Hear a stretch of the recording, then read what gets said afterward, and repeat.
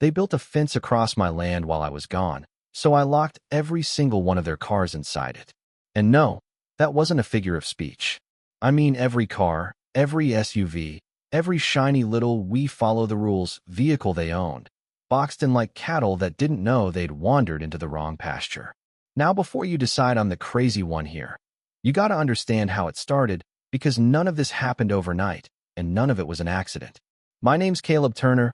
I've been working the same stretch of land out in Ridge County since the late 90s, long before anyone thought it'd be a good idea to carve up the neighboring fields into something called a premium residential community. Back then, it was just dirt roads, wind, and the occasional pickup kicking up dust on a quiet afternoon.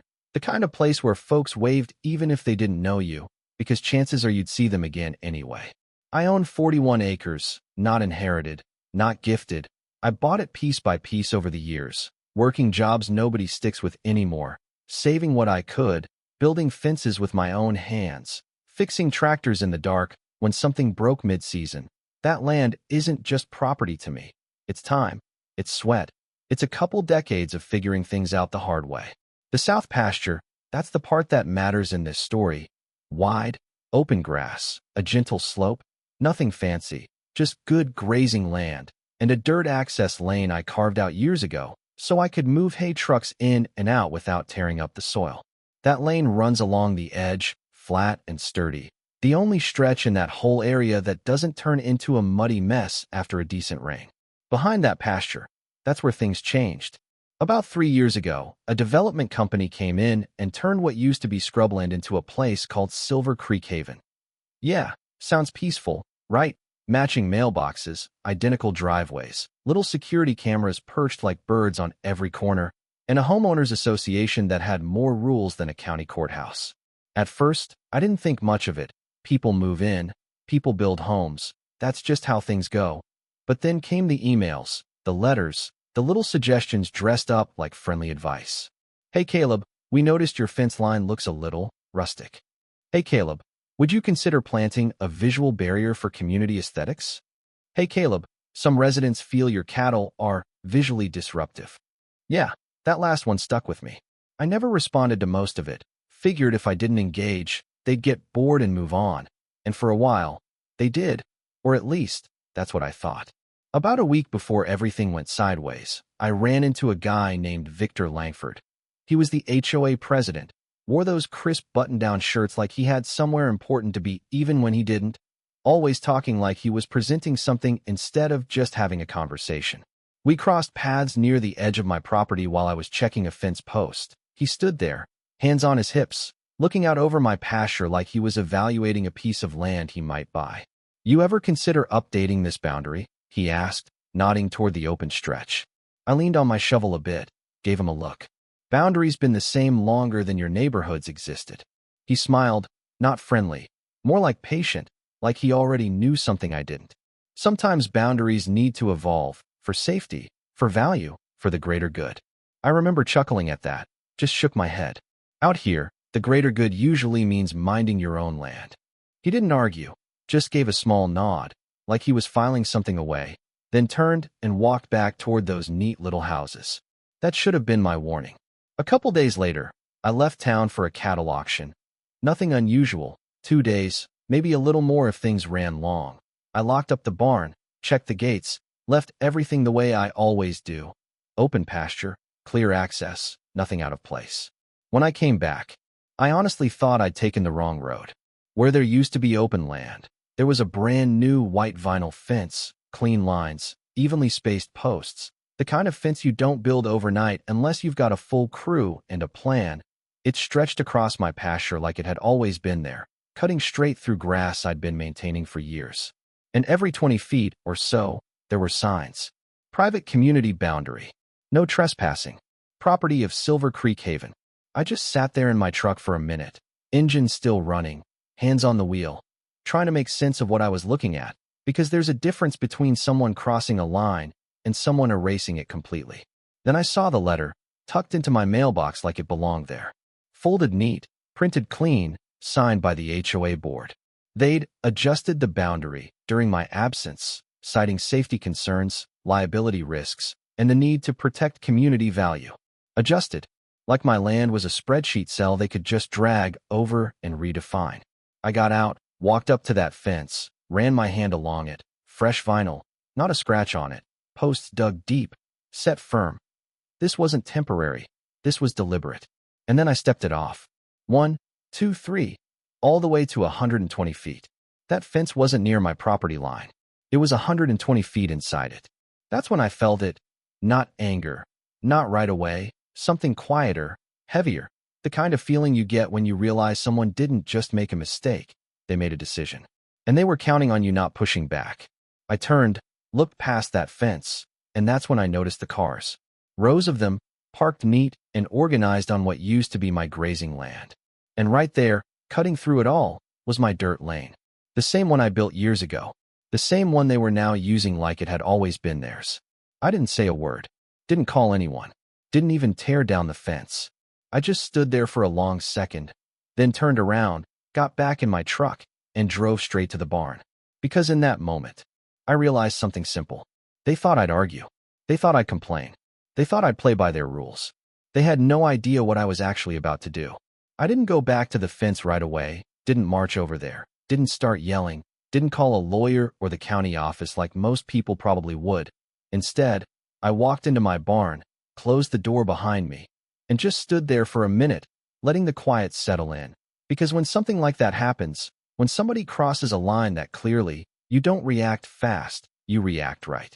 Now inside that barn, I've got everything I've built up over the years: tools, spare parts, fencing materials, things most people wouldn't look twice at. But out here, that's your inventory, that's your options, and sitting there in the corner was my skid steer, still caked in dry mud from the week before, and stacked beside it, a pile of steel livestock panels, 12-foot sections, heavy, solid, the kind you use when you don't want anything getting in or out. And that's when the idea came together. Not all at once, more like pieces clicking into place. They moved a fence onto my land fine. They used my access road fine. They parked their vehicles on my pasture. That part, that was going to matter. I fired up the skid steer, that engine rumbling through the barn like it knew something was coming, and started loading those panels one by one, slow, steady, no rush, because this wasn't about anger, it was about timing.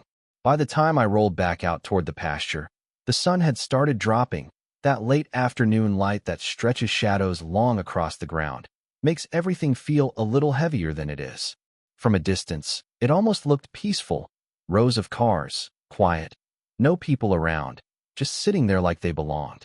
I drove right up to the edge of that makeshift parking area, cut the engine, stepped down, and took a walk around it. Just to be sure. One entrance, one exit, both running through my lane. That was all I needed. I went back, grabbed the first panel, and set it across the exit, metal hitting dirt with that solid, final kind of sound, then another, and another, chaining them together, locking each connection, driving stakes down deep so nothing could be pushed aside. I worked my way around the perimeter, slow, methodical, no wasted motion, no second guessing. By the time the sun dipped below the horizon, it was done. Every way in blocked. Every way out sealed. Dozens of vehicles, completely boxed in. I leaned on one of the panels for a second, looked out over what I'd just built, and I'll be honest, I felt something then, not anger, not even satisfaction exactly, more like balance. They drew a line where it didn't belong. I just made it real. Next morning, that's when things got loud. My phone started ringing before I'd even poured coffee. Unknown numbers, back to back, voicemail notifications stacking up like a pile of unpaid bills. I let it ring a few times before answering the first one. Is this Caleb Turner? A woman's voice, tight, controlled. That depends, I said, stepping out onto the porch, looking toward the pasture in the distance, already knowing what this was about. This is Amanda Price, property manager for Silver Creek Haven. We have a situation involving several resident vehicles being obstructed. Obstructed, I repeated, like I was tasting the word. Yes, they appear to be trapped behind a barrier that was installed overnight. I took a sip of coffee, let the silence stretch just a second too long. You mean the vehicles parked on my land? There was a pause, not long, but enough. We believe there may be a misunderstanding regarding the boundary. No, I cut in, calm, steady. There's no misunderstanding. There's a fence 120 feet onto my property, and there are cars sitting behind it. Her tone shifted a little then, less polished. Mr. Turner, residents are unable to leave for work. This is creating a serious issue. Sounds like it, I said. Might want to look into who told them they could park there in the first place. She exhaled sharply. We need you to remove those barriers immediately. And I need my land back, I replied. Seems like we both got needs. Click. She hung up. I didn't smile, but I didn't need to. By mid-morning, the calls turned into visits. First it was a couple residents, younger guy, maybe early 30s, pacing back and forth near the panels, phone pressed to his ear, glancing over at me like I was the problem in his day. Hey, you can't do this, he shouted when I got closer. I stopped a few feet away, hands in my pockets. Can't park on land that ain't yours either, but here we are. My car's in there. Yeah, I nodded. I noticed. He looked like he wanted to argue more, but didn't have anything solid to stand on. Just frustration, misplaced and loud. Then came the board members, 3 of them, including Victor. He walked up like he owned the ground he was stepping on, same crisp shirt, same controlled expression, but there was something else now, tension. This has gone too far, he said, gesturing toward the enclosed lot. You're interfering with private property. I let that sit there a second, then pointed, slow, deliberate, past him, to the white fence. You built first. His jaw tightened. We acted in the interest of the community. And I acted in the interest of my land, I replied. This is illegal, one of the others chimed in. You're detaining vehicles. I shrugged slightly. They're free to leave, once they're not on my property anymore. Victor stepped closer, lowering his voice like we were suddenly in some kind of negotiation. We can resolve this, but not like this. I met his eyes. Then you should have thought about that before you moved a boundary that wasn't yours to move. For a second, just a second, I could see it in his face. He wasn't used to being told no. Not out here. By day 2, things got messy. People missing work. Ride shares getting turned away at the panels. A tow truck tried to get in, took one look at the setup, and backed out without even arguing. And then, the cameras showed up. Local news van parked just off the road. Reporters standing with a microphone. Wind catching her hair as she talked about a rural dispute escalating into a community standoff. I stayed out of that, didn't give interviews, didn't need to. The story was sitting right there in the dirt. They just had to look at it. Around noon, a county councilman pulled up. Older guy, tired eyes, the kind of man who's spent too many years trying to keep people from making problems worse than they need to be. He walked the line, looked at the fence, looked at my panels, then came over. You Caleb? He asked. Depends who's asking. I said again, same answer as before. He gave a small nod, almost amused. Fair enough. Mind if I take a look at your paperwork? I didn't hesitate, went back to the house, grabbed the deed, the survey, everything I had, handed it over. He stood there flipping through it, slow, careful, then walked out, measured a bit, checked the fence line against the map. Didn't say much. Didn't need to. By the time the sheriff showed up later that afternoon, the tension was thick enough you could feel it in the air. Residents gathered at a distance, whispering, pointing. Victor standing off to the side, arms crossed, like he was waiting for someone else to fix this for him. The sheriff took his time, looked at the panels, the vehicles, the fence, then came over to me. You put these up? He asked. Sure did. He nodded once. And that fence? Not mine. He glanced between the two, then sighed, like he already knew how this was going to go. Well, he said finally, loud enough for the others to hear. This ain't criminal. This is civil. You could almost hear the shift, like air leaving a room. Victor stepped forward quickly. You can't be serious. I am, the sheriff cut in. Y'all got a boundary dispute. You take that to court, or you work it out. And just like that, the ground they thought they were standing on didn't feel so solid anymore. I leaned back against one of the panels, arms crossed, not saying anything. Because at that point, I didn't have to. Once the sheriff said it out loud. Civil matter. You could feel the whole thing shift, like someone pulled the rug out from under a room full of people who were used to standing on polished floors, and suddenly they were out here in the dirt with the rest of us. No shortcuts, no authority to lean on, just consequences. Nobody yelled after that, not right away anyway. There was this strange quiet, broken only by the occasional car door opening and closing behind the panels. People sitting inside their vehicles like that might somehow help, like proximity to the problem could solve it faster. Victor didn't leave, though. I'll give him that. He stood there, staring at the fence, then at my panels, then back at me. Like he was trying to calculate something, trying to figure out where exactly this had slipped out of his control. Late afternoon rolled in, sun dropping low again. Same light as the day before, except now it felt heavier, like the whole place was holding its breath. That's when he finally walked over. No audience this time. No board members, no raised voices, just him and me, standing a few feet apart with a whole lot of stubborn sitting between us. "You've made your point," he said, quieter now, voice a little worn around the edges. I didn't respond right away, just looked past him toward that white fence cutting across my pasture, clean and wrong all at once. "Have I?" I said finally. He exhaled slowly, ran a hand along the back of his neck. "What do you want?" That question, it matters. Because right there, that's where most situations either get fixed or get worse. I could have dragged it out, could have demanded more, made it personal, turned it into something it didn't need to be, but truth is, I didn't want to fight. I wanted my land back. "Fence comes down," I said, simple, steady. "All of it, back to the actual property line." He nodded once, like he expected that. "Done." "Ground gets restored," I continued. "Grass reseeded, soil leveled. I'm not grazing cattle on a parking lot." Another nod, slower this time. "We can handle that." And, I added, shifting my weight slightly, "you compensate for lost grazing time, because those cows still gotta eat whether your residents park there or not." That one made him pause, just for a second. Not because it was unreasonable, but because it was real. "Fair," he said eventually. I let the silence hang there a moment longer, then finished it. "And if you ever want to use that access road again, you ask. In writing. With terms." He looked at me then, really looked this time. Not like before when he thought this was just a negotiation he could steer. "All right," he said. "No speeches. No handshake. Just agreement." And funny enough, that was enough. They started working on it the next morning. Crew trucks rolled in early, same efficiency they used when they built the fence in the first place. Except now they weren't expanding, they were undoing. Panel by panel, that white vinyl came down, posts pulled up, dirt filled back in, signs removed like they'd never been there. I stayed out of their way, watched from a distance mostly, leaning against my truck, coffee in hand, not saying much. Didn't need to. You learn a lot about people when they have to fix something they thought they were getting away with. Some of the residents avoided eye contact.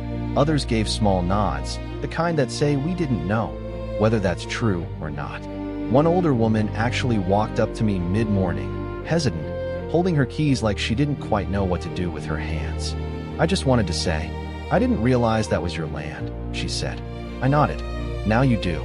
She gave a small, apologetic smile, then headed back toward the community. And that was that. By the end of the day, the fence was gone. Not moved, not adjusted, gone. The line was back where it should have been from the start. Invisible, but correct. They spent the next couple days restoring the pasture, bringing in soil, reseeding the grass, smoothing out the ruts left by tires that never should have been there. It wasn't perfect, not right away. Land takes time to heal, same as anything else, but it was mine again, fully. When everything was signed, documented, and settled, I went back out with the skid steer, unchained the panels one by one, opened up the enclosure. Cars started rolling out slowly. No honking, no attitude this time. Just quiet exits, like people leaving a place they didn't belong to in the first place. Victor was the last one to drive out. He stopped for a second near the opening, window down, hands on the wheel, looking straight ahead. Then he glanced over at me. Didn't say anything. Didn't need to. He just nodded once and drove off. And that was the end of it. Or at least, the end of the part people talk about. These days, the pasture looks like it always did, maybe a little greener in spots, maybe a little rougher in others, but alive again. Cattle grazing, wind moving through the grass like nothing ever happened. That access road, still there, still mine. They don't use it anymore. Turns out they built a longer route around the other side of their community. Costs them more time, more money, more hassle, but it's theirs, and I guess that matters now. And every now and then, when I drive past Silver Creek Haven, I see that same white vinyl fence. Only difference is, it sits exactly where it should, right on the property line, not an inch over. Funny thing is, Nobody talks to me about community aesthetics anymore. Nobody sends letters about my cattle being visually disruptive, and I haven't heard the phrase greater good come out of that place since. Guess some lessons stick better when they come with a little inconvenience. Now I'll say this, because I know some folks are already thinking it. Maybe I went too far. Maybe boxing in all those cars wasn't the neighborly thing to do. And yeah, maybe there's truth in that. But here's the thing nobody likes to admit. If I just made a phone call, filed a complaint, waited around for someone else to sort it out, that fence might still be standing where it didn't belong. Sometimes, the only way people understand a boundary is when they run into one. Hard. So I'll leave you with this. If someone stepped onto your land, moved your line, and acted like it was always theirs, what would you have done? Would you play it by the book? Or would you make sure they never forgot where that line actually is? Let me know, because out here, that kind of thing matters more than most people think. And if you've ever seen something like this happen, or lived through your own version of it, I'd like to hear that too. Hit like, subscribe, and drop your thoughts down below. Because trust me, this kind of story, it's never just about the fence.